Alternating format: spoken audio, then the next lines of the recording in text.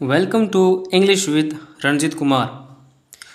पिछले जो वीडियोस थे उसमें हमने जो टेंस के पार्ट देखे थे उसमें हमने पहला टेंस शुरू किया था जिसका नाम है प्रेजेंट टेंस, और उसमें भी हमने प्रेजेंट सिंपल टेंस देखा था। प्रेजेंट सिंपल टेंस में हमने दो प्रकार के सेंटेंसेस देखे थे जिसमें अफर्मेटिव सेंटेंस और नेगेटिव सेंटेंस थे। आज का जो हमारा पार्ट है वो है अपने यहाँ पर इंट्रोगेटिव सेंटेंस। तो यहाँ पर अपने पहला जो है आज का वो है इंटरोगेटिव सेंटेंस। इंटरोगेटिव का मतलब क्या होता है? इंटरोगेटिव का मतलब होता है प्रश्नवाचक, यानी कि ऐसे सेंटेंसेस जो हमें प्रश्न पूछे, प्रश्नवाचक वाक्य। यानी कि जो प्रश्नवाचक वाक्य है उसका निर्माण कैसे करना है, उसका फॉर्मूला कैसे है, वो हम यहाँ पर सभी देखेंगे। तो यहाँ पर सबसे पहले हम देखेंगे, जैसा नेगेटिव सेंटेंस में हमने लिखा था, सबसे पहले लिखेंगे हम यहाँ पर फॉर्मूला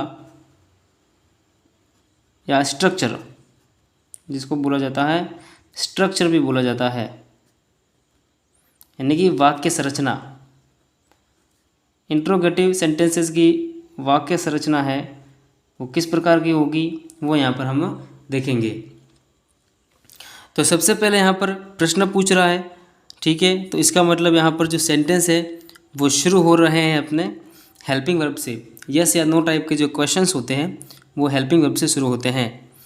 तो हेल्पिंग वर्ब सबसे पहले आएगी डू या डज, ठीक है, डू या डज इसकी हेल्पिंग वर्ब है। उसके बाद में आएगा यहाँ पर सब्जेक्ट, दूसरा यहाँ पर सब्जेक्ट, और तीसरी जो है वो वर्ब की फर्स्ट फॉर्म होगी। इसके साथ में यहाँ पर एस या येस नहीं लगेगा, ठीक है, और लास्ट में जो अपने आएगा यहाँ पर क्वेश्चन मार्क। अब यहाँ पर उसका कंडीशन देख लेते हैं उसके डू डज के। उसके बाद में सब्जेक्ट है, उसके बाद में वर्ब है, उसके बाद में हम एग्जाम्पल भी देखेंगे यहाँ पर। तो सबसे पहले यहाँ पर डू का प्रयोग देखना है हमें। डू का प्रयोग किसके साथ में होगा इंट्रोगेटिव सेंटेंस में? तो डू का प्रयोग जो करना है हमें यहाँ पर वो करना है हमें बहुवचन कर्ता के साथ में। बहुवचन कर्ता मतलब प्लूरल सब्जेक्ट। जो प्लूरल सब्जेक्ट है उसके साथ में हमें इसका प्रयोग करना है। जैसे कि पिछली वीडियो में हमने देखा था कौन कौन से वे हैं। तो पहला तो है वी, दे, फिर यू और आई। आई को यहाँ पर आई के साथ में यहाँ पर डू का प्रयोग किया जाएगा, ठीक है। जैसे कि वी कहीं पर सब्जेक्ट आ रहा है तो उसमें यदि क्वेश्चन जो बनेगा वो डू से स्टार्ट होएगा, डू से स्टार्ट हो जाएगा। क्यों? क्योंकि यहाँ पर उसका जो क्वेश्चन है वो यस या नो टाइप का है, ठीक है। यस नो टाइप के जो क्वेश्चंस होते हैं उसमें डू डज से स्टार्ट होता है स्ट्रक्चर, और यहाँ पर डू से स्टार्ट होने के होगा क्योंकि यहाँ पर जो सब्जेक्ट है वो है अपने प्लूरल सब्जेक्ट, ठीक है। दूसरा है यहाँ पर डज। डज का प्रयोग कहाँ पर होगा? डज का प्रयोग होगा यहाँ पर अपने एक वचन कर्ता के साथ में, यानी कि जहाँ पर भी सब्जेक्ट सिंगुलर है, जिस वाक्य में सिंगुलर सब्जेक्ट है और वहाँ पर हमें क्वेश्चन बनाना है, ऐसा सेंटेंस बनाना है जो कौन सा हो, इंट्रोगेटिव सेंटेंस हो, तो वहाँ पर यस नो टाइप के क्वेश्चन में डज का प्रयोग किया जाएगा। एक वचन कर्ता में कौन कौन से आते हैं? एक वचन कर्ता में आते हैं अपने third person singular subject, third person singular, जैसे कि ही, शी, इट, और सिंगुलर नाउन, जैसा हमने पिछले वीडियो में देखा था वो कि वो यहाँ पर कंडीशन अप्लाई हो रही है, ठीक है। डू का प्रयोग करना सीख लिया हमने यहाँ पर। और डज का प्रयोग की करना हमने यहाँ पर सीख लिया। आगे देखते हैं अपने इंट्रोगेटिव वर्ड्स और उसका स्ट्रक्चर। यदि वाक्य में जो प्रश्नवाचक शब्द है वो यदि ऐसे आ रहे हैं जैसे कि कब, कब का मतलब व्हेन। दूसरा क्यों, क्यों का मतलब वाई। तीसरा कहाँ, कहाँ का मतलब वेयर। और क्या मतलब व्हाट। यदि ये शब्द आ रहे हैं जो हमें प्रश्न पूछ रहे हैं यहाँ पर, तो उसके साथ में क्या करना है, तो सबसे पहले तो वाक्य के स्टार्ट में, इंट्रोगेटिव वाक्य के जहाँ पर स्टार्ट हो रहा है वहाँ पर इसका इंग्लिश रूप लेंगे, मतलब जो इंग्लिश जो वर्ड है वो सबसे आगे लिख लेंगे। और उसके बाद में क्या करना है, उसके बाद में उनके साथ में सब्जेक्ट के अनुसार, उसके बाद में सब्जेक्ट के अनुसार डू या डज का प्रयोग करना है। उसके बाद में डू या डज का प्रयोग करना है। और उसके बाद में क्या आएगा यहाँ पर, फिर क्या आएगा, उसके बाद में सब्जेक्ट आएगा, फिर उसके बाद में आएगा सब्जेक्ट,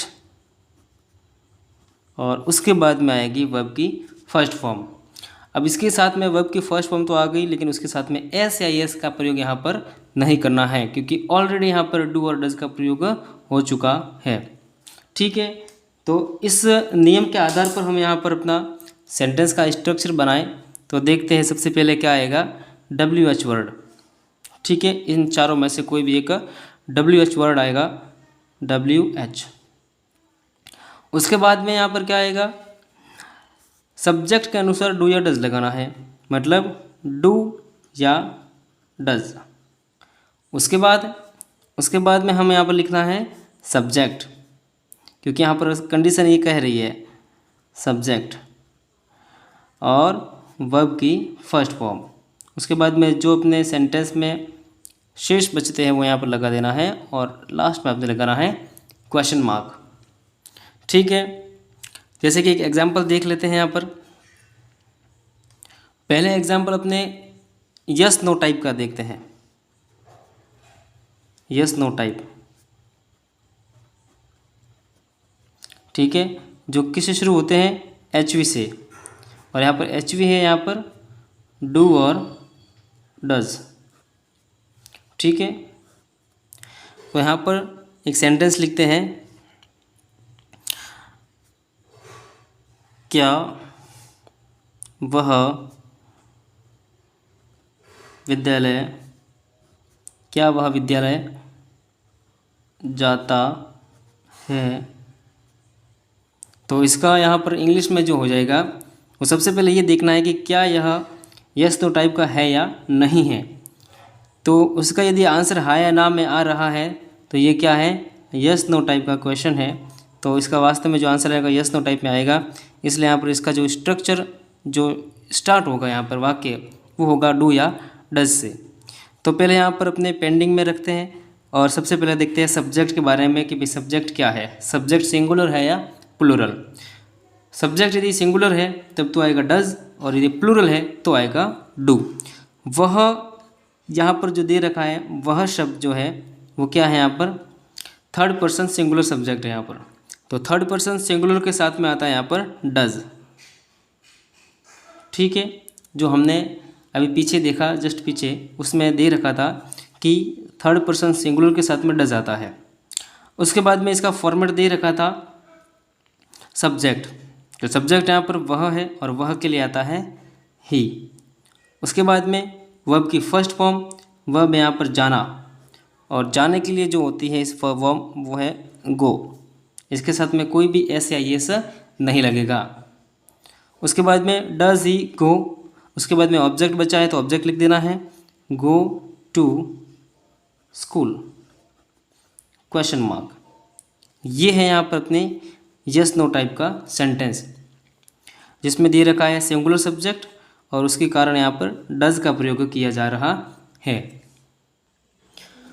अब अगला जो हम एग्जाम्पल देखेंगे यहाँ पर, वो है अपने यहाँ पर WH से स्टार्ट होने वाले क्वेश्चंस।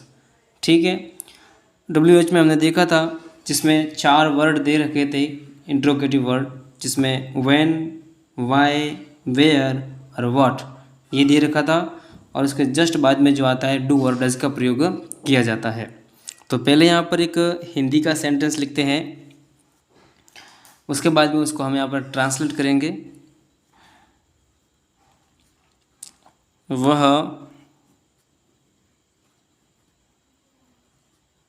विद्यालय क्यों जाता है। ठीक है, अब ये वाला सेंटेंस है और इसके बीच में हमें क्या देखने को मिल रहा है, क्यों, और जो क्यों है शब्द उसके लिए आ रहा है इंग्लिश में वाई।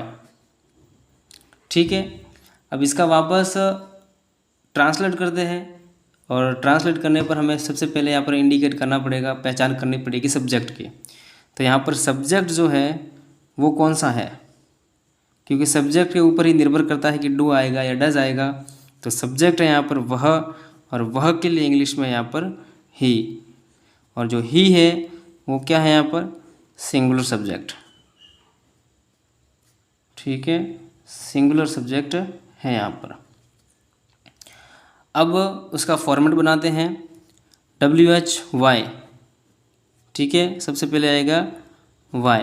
अब यहाँ पर डू आएगा या डज आएगा वो यहाँ पर डिपेंड करेगा यहाँ पर सब्जेक्ट के ऊपर। सब्जेक्ट यदि सिंगुलर है तो यहाँ पर आएगा यहाँ पर डज, तो आएगा वाई डज। ठीक है, उसके बाद में डज के बाद में आएगा यहाँ पर अपने सब्जेक्ट। सब्जेक्ट है ही, why does he go to school. ठीक है, ये इसका बन गया सेंटेंस WH से स्टार्ट होने वाले। ठीक है, इसी तरह से यदि कोई भी और भी सेंटेंसेज आते हैं जिसमें वो 4 वर्ड थे, व्हेन, वाई, वेयर, व्हाट। 4 वो वर्ड कौन कौन से थे, व्हेन, वाई, वेयर और व्हाट। यदि ये शब्द आ रहे हैं तो इसके साथ में डू या डज का प्रयोग करना है, उसके बाद में सब्जेक्ट का प्रयोग करना है, उसके बाद में V1 एस या एस नहीं लगाना है, उसके बाद में जो कुछ भी आता है, और लास्ट में क्वेश्चन मार्क। ठीक है, डू या डज का प्रयोग हमें सब्जेक्ट के अकॉर्डिंग करना है। यदि सब्जेक्ट सिंगुलर है तो आएगा डज, यदि प्लूरल है तो आएगा डू। अभी तक तो हमने देखा था यहाँ पर सेंटेंस का स्ट्रक्चर, उसकी हेल्पिंग वर्ब, उसके बाद में सब्जेक्ट का प्रयोग कैसे करना है, मेन वर्ब कौन सी आएगी। अब यहाँ पर हम जो देखेंगे, जो यहाँ पर हम पढ़ेंगे वो है यहाँ पर गोल्डन रूल्स कह सकते हैं उनको, गोल्डन रूल्स कह सकते हैं।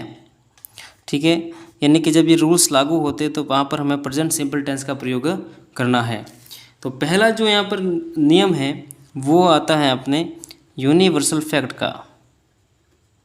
यूनिवर्सल फैक्ट, यूनिवर्सल का मतलब होता है शाश्वत और फैक्ट का मतलब होता है तथ्य।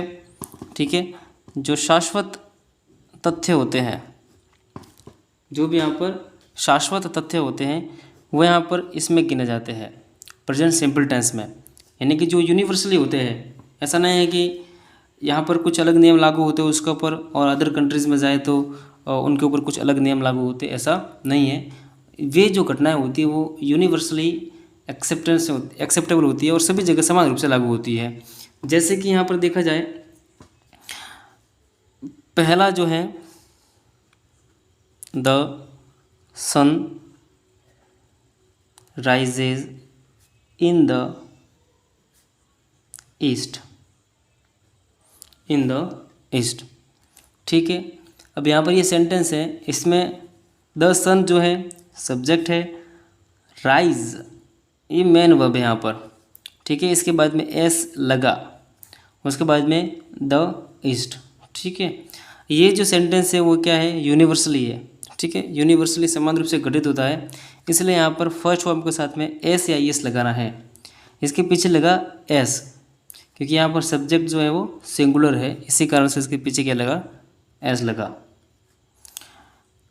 एक और एग्जांपल देखते हैं। एक एग्जांपल ये है, the earth moves round the sun. The earth भी यहाँ पर सिंगुलर है, इसलिए मूव के साथ में एस लगा और उसके बाद में अदर जो पार्ट्स हैं सेंटेंस के वो आए यहाँ पर। तो पहला नियम अपने यहाँ पर यही है कि यूनिवर्सल जो फैक्ट होते हैं वो प्रेजेंट सिंपल टेंस में आते हैं। दूसरा यहाँ पर कौन सा नियम है? दूसरा नियम ये कहता है अपने यहाँ पर, पहला अपना यूनिवर्सल फैक्ट और दूसरा जो है वो है आदत संबंधी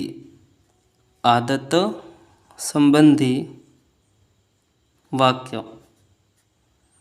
आदत संबंधी वाक्य मतलब हैबिचुअल सेंटेंसेस,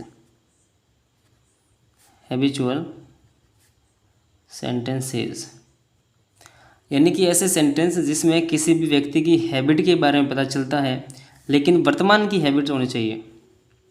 वर्तमान की हैबिट्स के बारे में हमें पता चलता है, वो सेंटेंस कहाँ पर आते हैं? प्रेजेंट सिंपल टेंस में आते हैं। जैसे कि हिंदी में एक वाक्य लिखते हैं, वह नित्य खेलने जाता है। अब यहाँ पर उसका जो डेली खेलने जाना है वो उसकी आदत है। आदत संबंधी ये सेंटेंस है, हैबिचुअल, ठीक है। और इसी कारण से यहाँ पर जो रूल्स लागू होंगे वो होंगे यहाँ पर इसके प्रेजेंट सिंपल टेंस के रूल्स लागू होंगे। प्रेजेंट सिंपल टेंस, ठीक है। प्रेजेंट सिंपल टेंस का अपने फॉर्मेट लगाते हैं, ही, ठीक है। उसके बाद में खेलने जाना मतलब गो। उसके बाद में क्या करने, to play, he go to play. उसके बाद में एक और वर्ड आया नित्य, उसके लिए आता है डेली। अब इसका हमें पूरा सेंटेंस बनाना है। यहाँ पर इसका सेंटेंस कैसे बनाना है देखते हैं। तो सबसे पहले यहाँ पर अपना जो फॉर्मेट था वो देखते हैं। ही सब्जेक्ट आ गया, उसके बाद में ही और गो के साथ में क्या आएगा, ईएस लगेगा। ही गोज़ टू प्ले, वह खेलने जाता है, और साथ में अपने टाइम एडवर्ब दे रखी है डेली। तो यहाँ पर ये अपने सेंटेंस बन गया।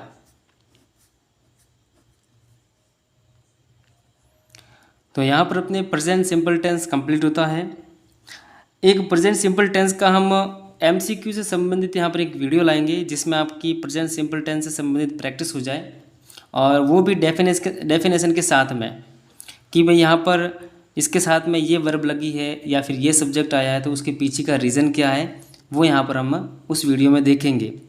तो अगले वीडियो देखने के लिए प्लीज़ सब्सक्राइब करें और अपने फ्रेंड्स के बीच में इस वीडियो को शेयर करें, ताकि नई अपडेट्स उन्हें भी मिलती रहे, और बेल आइकन को दबाना ना भूलें। एंड प्लीज़ सपोर्ट करते रहिए ऐसे ही। पिछले वीडियोज़ में आपका बहुत प्रेम मिला, बहुत लव मिला, सपोर्ट मिला, उसके लिए थैंक यू सो मच। और आगे भी ऐसे वीडियो देखते रहना। Thank you.